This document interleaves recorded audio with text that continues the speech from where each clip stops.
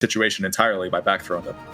Yeah, it's probably going to see a lot more of it as the meta continues to progress. And then, I mean, worst case, if they do see the back throw coming somehow and they DI, then they're off stage usually in that scenario at least. So it's definitely a lot to be said about the potential of back throw. Now we got Neenor. Oh snap! I've actually played Neenor a few times on rollback. Solid Falcon player up against Pisces. Yeah, Pisces is definitely the favorite, but I think for Falcon, I think this is about as good of a matchup as you can draw against like top tier characters. When I played Falcon, I honestly always felt that he beat Marth. I wouldn't be willing to. I don't think it's any worse for Falcon than 5-5. I'm willing to say it's 5-5, but I think that's the general consensus is people generally talk about it being 50-50, and I feel like I've seen it from either side of it being slightly Falcon favored or slightly Marth favored, but it's as close to a true 50-50 as you might really get. Right. Now, I like what Pisces did off of the previous down throw that Neenor did. Basically, Neenor went for down throw Nair, and Pisces smashed at the first hit of the Nair up. And that, in my opinion, that makes it kind of like the Fox up throw situation we were just talking about, where Falcon may want to consider a different combo route entirely if he knows that his opponent will be smash DIing those Nairs up after the down throw. Right. It might become better to just up throw the Marth at that point and go for a platform tech base with like Stomp or Knee, because Nair really is susceptible to smash DI. Right. Neenor in the corner right now, and Pisces trying to make him pay. Okay, gets out.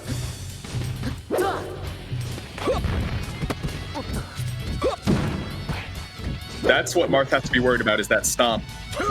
It hard counters Marth's best option in neutral, which is down tilt.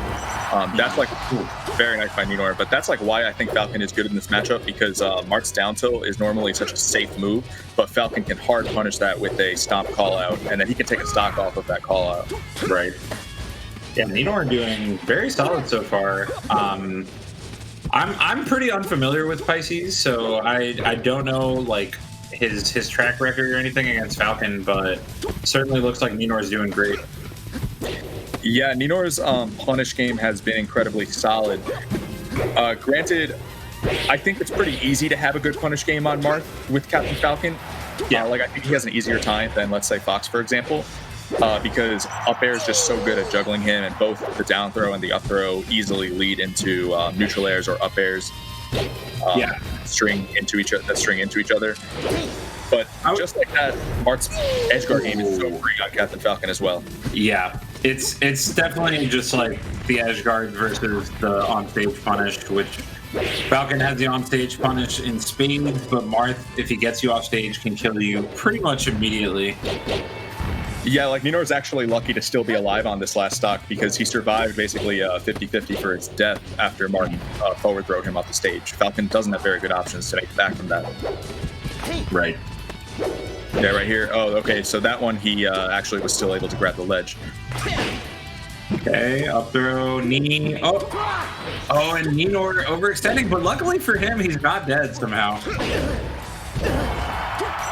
Okay, and that time the knee might have worked, but he opts for the up air. Okay, I would barely get the up air. I would always take the up air. It's honestly, you can't miss. And, that Phantom. Oh, that could be huge. No way. This is a hard position for Marth. Okay, he got down. Oh, okay. Yeah, up B going to the top plat. Relatively safe. I thought he was going to up air him 3 times. Oh, and he catches it! Double jump! Neenor with the clutch! Oh, that was man. Clutch, yeah. I love that he went for that, because Falcon at like 140% is honestly such a bad character. If anything nicks him, he's dead and he loses the game. So I like the fact that he went for broke. It's what you have to do when you're behind, like he was on that last stock. I mean, in that situation, so first of all, he overextended on one edge guard and barely survived. And then he got phantomed where he should have died. At that point, you know you're living on a prayer. You might as well just pull out all the stops. And that's exactly what Neenor did. The phantom was ridiculous. It'd be insane if Neenor just 2-0'd him when, it could have been a way different set. Yeah, I mean that Phantom certainly would have just completely changed the outcome of that game one at least. But this is those types of situations that as Pisces, you got to be able to shake it off. You got to be able to move past that and not let that affect you for the rest of this set. For sure. I think this is a mistake to go back to Battlefield. I think this is actually one of Falcon's best stages. I would have taken Falcon to either Found of Dreams or Yoshi's Story, whichever one he doesn't ban. Just because. Oh, let's see if he. Oh, okay. He gets lucky there because Pisces should not have died. Definitely not. But that's a big lead for Neenor to open this game. Yeah. But again, I mean, mentality-wise, that especially hurts from Pisces' end after the way the game one ended and then the early SD, basically. Luckily for him, he is able to clean up that stock very quickly, back to 3 stocks apiece. Yeah. Yeah, I like the decision to forward throw Falcon while he's on the stage, because if you give Falcon access to the platforms, he has such a strong slide-off game. He's able to slide off to higher percents than any of the other good characters. Right. So I like the forward throw tech chase. Look how much he got out of it. Yeah, he converted it into a stock. Yeah. And again, very impressive from just a mental standpoint here that Pisces able to shake off not only that game one, but also the start to this game two, and almost 2 back-to-back 0 to deaths after that early SD.